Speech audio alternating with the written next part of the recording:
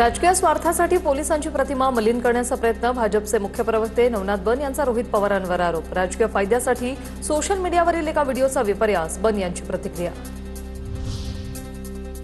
Police हवालदार तरुणाला पकडण्यासाठी गेले तेव्हा मुलगी मध्ये आली। हवालदार बल्लाळ निळा शर्टमधील तरुणाला ताब्यात घेण्यासाठी गेलेले।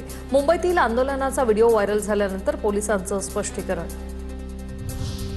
पंतप्रधान मोदींच्या व्हिडिओ संदेशानंतर जेपी नड्डांकडून सोनम वांगचुक यांची भेट। सोनम वांगचुक यांनी जेपी नड्डांच्या उपस्थितीत आपलं उपोषण सोडलं। पंतप्रधान मोदींच्या पेपर फुटी विरोधात कठोर कायदा आणणार या भूमिकेनंतर उपोषण मागे घेतलं। नड्डांनी सरकारचा प्रस्ताव वांगचुक यांच्यासमोर वाचून दाखवलाय।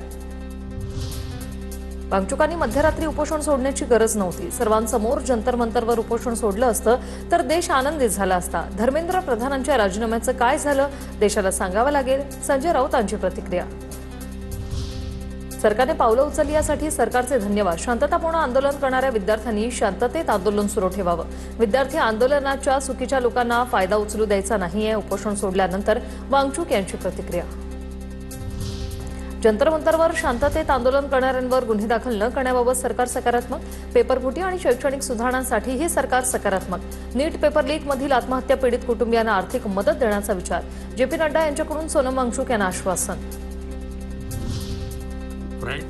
आंदोलक विद्यार्थ्यांसाठी पंतप्रधान मोदींचा मध्यरात्री व्हिडिओद्वारे संदेश। पेपरफुटी विरोधात कायदा बनवणार। पेपरफुटी विरोधातील कायद्याचा मसुदा तयार आहे। उद्या कॅबिनेट बैठकीत आज पेपरफुटीवर चर्चा करणार पंतप्रधान मोदींचं आश्वासन। तर सोमवारी पेपरफुटीवर संसदेत चर्चा करणार मोदींची माहिती।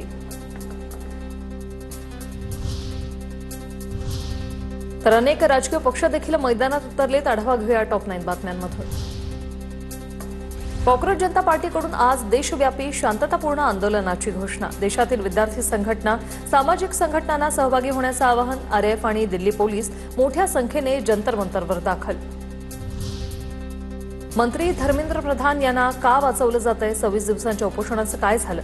मुलांवर झालेल्या लाठीचार्जचा वांगचुक यांना विचार करावा लागेल। संजय राऊतांची प्रतिक्रिया। विद्यार्थ्यांच्या शरीरावर पेलेटगनच्या गोळ्यांचे व्रण उमटलेले आहेत। पेलेटगनच्या वापराला अमित शहांनी मंजुरी दिली असणार। सोनिया गांधी यांचं वक्तव्य। देशाने तरुणांची निराशाजनक आणि वेदनादायी दृश्य पाहिली। सोनिया गांधींची अमित शहांवर टीका। कॉक्रोच जनता पार्टीची थोड्याच वेळात पत्रकार परिषद। देशव्यापी विद्यार्थी आंदोलनासंदर्भात महत्त्वाची पत्रकार परिषद।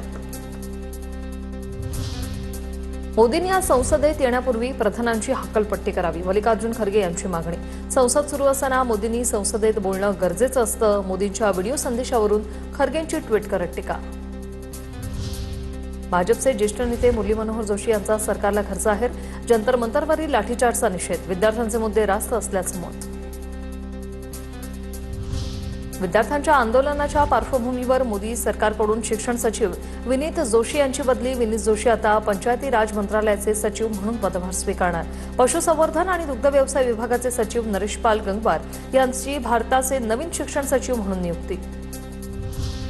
दादरच्या छत्रपती शिवाजी महाराज पार्कात आदित्य ठाकरे आणि अमित ठाकरेंचं आंदोलन। विद्यार्थ्यांच्या आंदोलनाला पाठिंबा देण्यासाठी पार्कात राष्ट्रगीत गाणार। आदित्य ठाकरेंची माहिती।